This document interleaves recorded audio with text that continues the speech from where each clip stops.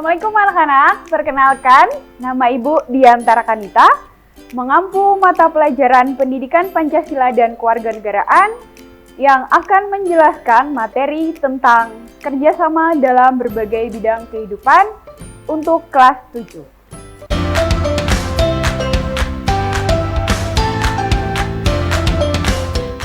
Pada kesempatan ini, Ibu akan menjelaskan kerjasama dalam berbagai bidang kehidupan. Sebelum Ibu menjelaskan, Ibu akan memberitahu tujuan pembelajaran kita pada kesempatan kali ini adalah yang pertama, Ibu harapkan nanti kalian mampu menghargai pendapat orang lain terkait arti pentingnya kerjasama dalam berbagai bidang kehidupan. Kemudian yang kedua, kalian akan dapat menguraikan bentuk-bentuk kerjasama dalam berbagai bidang kehidupan. Nah, kita tahu di sini bahwa kenapa sih Bu, kita itu butuh kerjasama untuk apa? Nah, sudah Ibu tampilkan di slide bahwa karena manusia itu sebagai makhluk sosial yang tidak bisa melakukan segala sesuatunya itu sendirian. Nah, manusia biasanya membutuhkan kerjasama dengan orang lain supaya nantinya apa yang kita inginkan dapat tercapai. Nah, di sini juga sudah Ibu berikan gambaran. Ini adalah tokoh Aristoteles, bukan Aristoteles ya, ini adalah Aristoteles. Nah, beliau adalah ilmuwan yang menyatakan bahwa orang yang pertama yang mengatakan bahwa manusia itu adalah makhluk sosial. Nah, sekarang kita harus tahu nih, ciri-ciri dari makhluk sosial itu apa aja. Oke, yang pertama ada suka bergaul, kemudian hidup berkelompok, dan yang ketiga adalah memiliki kepedulian terhadap orang lain. Jadi diingat-ingat ya, bahwa prinsip utama dari kerjasama itu adalah manusia itu sebagai makhluk sosial yang di dalam pekerjaannya pasti membutuhkan bantuan orang lain. Selanjutnya, nah dari beberapa pengertian dari kerjasama, Ibu menarik kesimpulan bahwa kerjasama berarti merupakan sebuah kegiatan atau usaha yang dilakukan oleh beberapa orang, bisa satu, bisa dua, bisa tiga, dan seterusnya. Baik dilakukan oleh lembaga, pemerintah, dan sebagainya untuk mencapai tujuan bersama. Nah, perlu diingat ini pengertiannya kerjasama seperti ini ya anak-anak. Selanjutnya, ini adalah tentang makna kerjasama dalam hidup bermasyarakat. Nah, semangat perjuangan rakyat Indonesia untuk merebut dan mempertahankan kemerdekaan mendorong tiap warga negara untuk melakukan kerjasama di berbagai bidang kehidupan. Kita tahu Indonesia itu merdeka tahun 1945. Nah, sebelum merdeka, kita tahu bahwa Indonesia dijajah oleh Belanda dan Jepang. Nah, ketika Indonesia dijajah oleh Belanda dan Jepang, rakyat pribumi atau masyarakat Indonesia merasa tertekan, merasa tertindas. Kemudian dengan semangat kepemudaan mereka berpikir, bagaimana caranya Indonesia ini untuk merdeka, untuk menjadi negara berdaulat. Nah, di sini timbullah dari semangat kepemudaan untuk bekerja sama bagaimana sih kita melawan penjajah ini agar kita bisa merdeka, nggak tertindas seperti ini.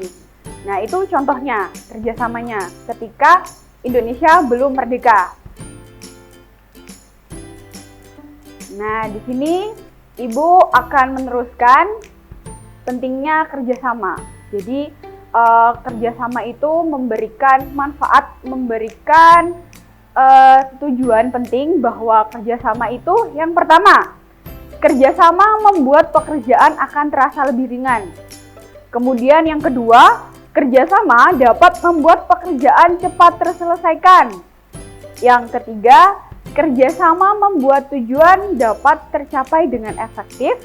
Yang keempat, kerjasama dapat menyadarkan masyarakat untuk mendahulukan kepentingan umum. Yang kelima, tentunya kerjasama dapat memupuk tanggung jawab sosial. Dan yang keenam, meningkatkan rasa setia kawan. Ketujuh, memupuk rasa kebersamaan. Kedelapan, mempererat tali persaudaraan. Nah, di slide sudah Ibu tampilkan ada 2 gambar. Di situ gambar yang paling atas itu adalah kerjasama atau gotong royong masyarakat sekitar untuk membangun sebuah patokan. Misalkan kita berpikir nih, kalau patokannya cuma dikerjakan 1 orang dan itu patokannya panjangnya 10 meter, itu akan selesai berapa hari kalau cuma 1 orang? Beda lagi kalau dikerjakan oleh 10-20 orang, pasti akan cepat selesai. Itulah pentingnya dari kerjasama. Kemudian gambar yang bawah bisa dilihat itu adalah seorang ibu dan anaknya yang saling bekerja sama untuk mencuci piring agar cepat selesai. Si ibu bagian yang mengolah piring, anaknya yang bagian mencuci. Itulah pentingnya kerjasama. Nah, selanjutnya Ibu akan menguraikan bentuk-bentuk kerjasama di berbagai bidang kehidupan. Jadi, kerjasama itu bisa dilakukan terkait dengan kehidupan sosial politik, kedua kehidupan ekonomi, ketiga bidang kehidupan, keempat bidang pertahanan dan keamanan negara, dan yang kelima adalah antar umat beragama. Itu ya, diingat-ingat. Jadi ada 4. Kerjasama itu ada 4 bidang. Nah, di sini kita sampai pada Indonesia itu memiliki bentuk kerjasama yang khas. Apa itu, Bu? Jelas, gotong royong. Nah, di sini gotong royong menjadi cara hidup rakyat Indonesia sejak sebelum kemerdekaan. Tadi di awal Ibu sudah jelaskan bahwa sebelum merdeka pun warga negara Indonesia atau masyarakat pribumi sudah bekerja sama untuk segera bagaimana negara ini bisa merdeka, bisa berdaulat. Nah, ini dia bentuk gotong royong dalam masyarakat Indonesia. Jadi perlu ditekankan lagi ya bahwa kerjasama yang khas dari negara Indonesia itu adalah gotong royong. Nah, di sini Ibu bagi lagi bahwa gotong royong itu ada beberapa bentuk. Ibu mengambil contoh ketika zaman prasejarah. Nah, di zaman prasejarah kita mengenal dengan gotong royong berburu dan mengumpulkan makanan. Ketika kalian ingat, ini identik dengan manusia purba. Seperti Homo sapiens, Pithecanthropus erectus, Homo soloensis. Nah, ini masuk ke zaman prasejarah, di mana kehidupan pada zaman prasejarah, kebutuhan pangannya itu dilakukan dengan cara berburu dan meramu, atau yang kita kenal dengan food gathering. Nah, kehidupan yang seperti ini itu dijalani oleh manusia purba itu dengan berpindah-pindah tempat tinggal. Kenapa begitu? Karena pada saat itu manusia purba tinggal di daerah hutan. Nah, ketika tempat yang satu dengan tempat yang lain, oh di tempat ini sudah nggak ada binatang yang bisa kita makan, nggak ada tumbuhan yang bisa kita makan. Nah, akhirnya mereka berpikir, oh dengan cara berpindah aja kali ya, di tempat sana masih ada nih tumbuhan sama binatang yang bisa kita makan. Nah, itu namanya berpindah tempat atau nomaden. Yang kedua, gotong royong bercocok tanam. Ini adalah merupakan kelanjutan dari masa berburu dan meramu makanan. Kehidupannya tidak lagi berpindah-pindah atau nomaden. Nah, di sini kehidupan sosial juga sudah semakin maju, ditandai dengan adanya desa dan pemimpin yang dipilih untuk memimpin warganya. Yang terakhir adalah gotong royong membangun rumah. Ini ya. Jadi perlu diingat bahwa di zaman prasejarah Indonesia sudah mengenal dengan gotong royong berburu dan mengumpulkan makanan, gotong royong bercocok tanam, dan gotong royong membangun rumah. Nah, selanjutnya ternyata Indonesia itu sangat kaya sekali. Selain dia kayak bahasa, suku, ras, dan agama, ternyata istilah gotong royong pun itu mereka tiap daerah mempunyai ciri khas dan namanya masing-masing. Di slide Ibu sudah tampilkan.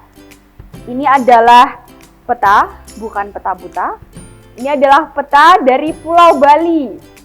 Nah, Ibu tunjukkan bahwa di situ ada Bangli, ada Denpasar. Nah, di Bali gotong royongnya istilahnya namanya adalah ngayah, di mana kerja bakti untuk berbagai keperluan termasuk ritual keagamaan atau masalah adat kemasyarakatan yang bersifat tulus ikhlas seperti dalam acara ngarap.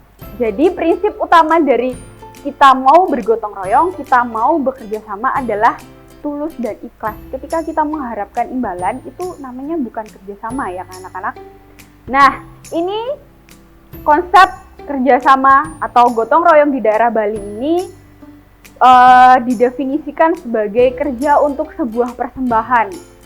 Kita tahu bahwa orang Bali itu menganut agama Hindu, di mana mereka bahwa hewan sapi itu dianggap suci atau dianggap sebagai dewanya.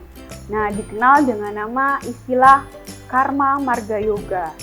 Itu dari Pulau Bali. Kemudian kita beralih ke Tapanuli Utara, ke Sumatera Selatan. Kita beralih ke pulau paling barat di Sumatera.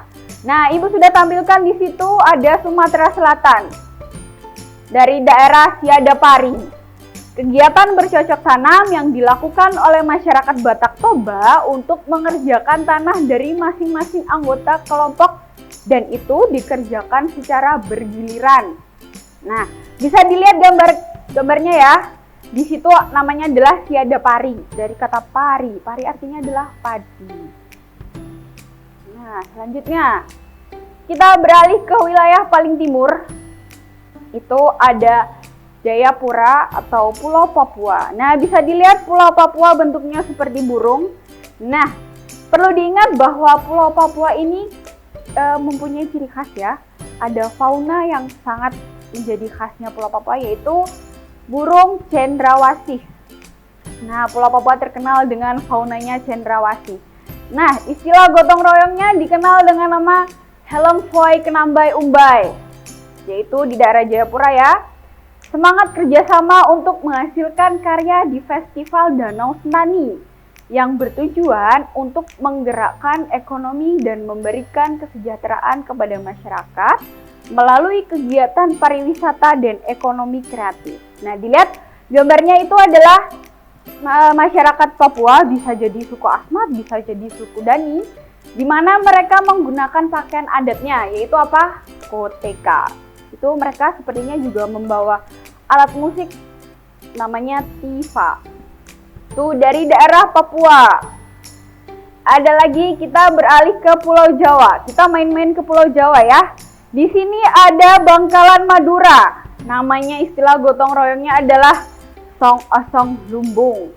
Nah, istilah kerjasama yang ada di lingkungan masyarakat Madura termasuk pekerjaan bertani garam.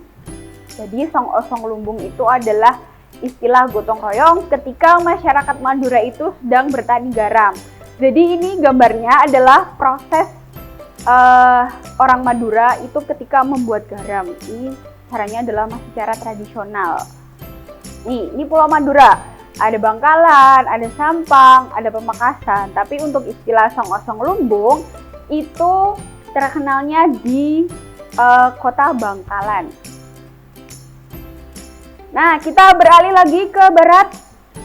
Ada di Padang Pariaman, Sumatera Barat. Namanya Hoyak Tabuik. Nah, kerjasama masyarakat di acara ritual tolak bala untuk membawa serta mengayak tabui pasa dan tabui subarang menjelang matahari terbenam. Nah, Ibu itu gambarnya adalah Amazing Hoyak Tabuik 2017. Itu adalah festival atau ritual untuk menolak bala. Namanya Hoyak Tabuik ya, diingat-ingat. Nah, kita kembali lagi ke Jawa, kita main-main ke Jawa lagi. Ada dari daerah istimewa Yogyakarta. Jadi perlu diingat anak-anak, daerah istimewa Yogyakarta itu bukan masuk ke dalam provinsi Jawa Tengah, tapi dia provinsi sendiri. Makanya dia masuknya provinsi daerah istimewa Yogyakarta ya. Jangan salah menangkap bahwa Yogyakarta itu di Jawa Tengah, bukan. Yogyakarta itu adalah provinsi sendiri. Nah, namanya adalah gugur gunung. Gugur gunung memiliki makna kerja sosial yang dilakukan secara bersama-sama untuk menyelesaikan pekerjaan berat yang seolah-olah seperti meruntuhkan gunung. Nah, ini gambarnya.